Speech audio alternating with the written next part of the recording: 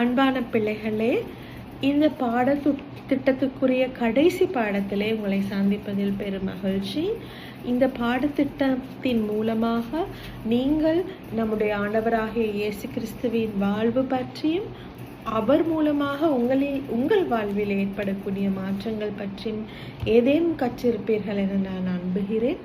தேவன் தாமே உங்களையும் உங்கள் குடும்பத்தார் அனைவரையும் ஆசீர்வதிப்பாராக.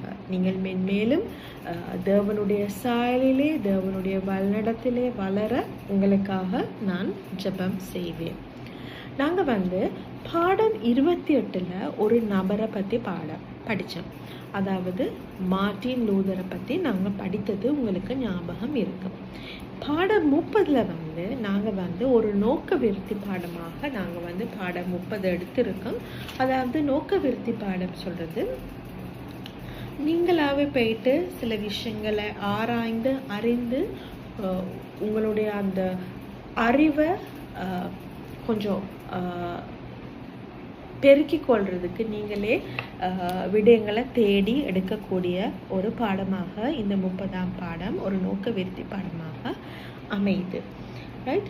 இப்போ உங்களுக்கு தெரியும், மார்ட்டின் லூதர் அவர்களுடைய வாழ்க்கை, அப்புறம் அவருடைய வரலாறு, அவர் செய்த பணிகள், அவர் மூலமாக இந்த கிறிஸ்தவ சமயத்துக்கு என்ன நடந்ததை பற்றி நீங்கள் ஒரு விதத்தில் நீங்கள் கொஞ்சமாக பாடம் 28 நீங்கள் அறிந்திருப்பீர்கள். ஆகவே இங்கே இன்னுமே உங்களுக்கு பல்வேறு விடயங்கள் கற்றுக்கொள்ளக்கூடிய இன்டர்நெட் இருக்குது. நீங்கள் அதில் கூகுளில் போய்ட்டு மார்ட்டின் லூதர்னு நீங்கள் போட்டிங்கன்னா அவரை பற்றி எல்லா விடயங்களும் வரும்.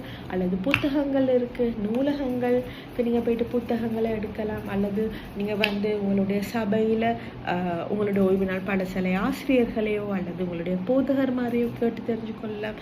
இவ்வாறு இவரை பற்றி நீங்கள் இன்னும் அதிகமான தகவல்களை திரட்டும்படியாக நான் உங்களிடம் அன்புடன் கேட்டுக்கொள்கிறேன்.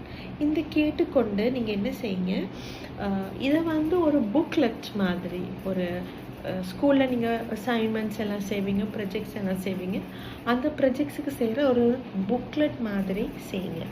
அந்த புக்லெட்டில் கடைசியில் நீங்கள் எழுதுங்க, இந்த மார்ட்டின் லூதரோட மறுமலர்ச்சி காரணமாக பாருங்கள் இவ்வளோ பெரிய மாற்றம் இந்த கிறிஸ்தவ சமயத்தில் ஏற்பட்டிருக்கு. அவ்வாறு உங்களுடைய வாழ்வில் நீங்கள் செய்யப்படுகிற என்ன காரியம் ஒரு தாக்கத்தை ஏற்படுத்தக்கூடும், மற்றவர்களுக்கு ஏற்படுத்தக்கூடிய தாக்கம் என்னன்னு நீங்கள் யோசித்து ஒரு சின்ன புக்லெட் நீங்கள் செய்யுங்க. ஆகவே அந்த புக்லெட் நீங்கள் எடுத்து பாருங்கள். அந்த தாக்கத்தை நீங்கள் செய்கிறதுக்கு நீங்கள் இயேசுவோட வாழ்கிறீங்களா, அவரோட வழிநடத்தி செல்கிறீங்களா, நாளாந்தம் அவருடைய வார்த்தைகளை கேட்டு நீங்கள் அவருடன் ஜெபத்தின் மூலமாக கதைக்கிறீங்களான்னு நீங்கள் பார்த்துக்கொள்ளுங்க.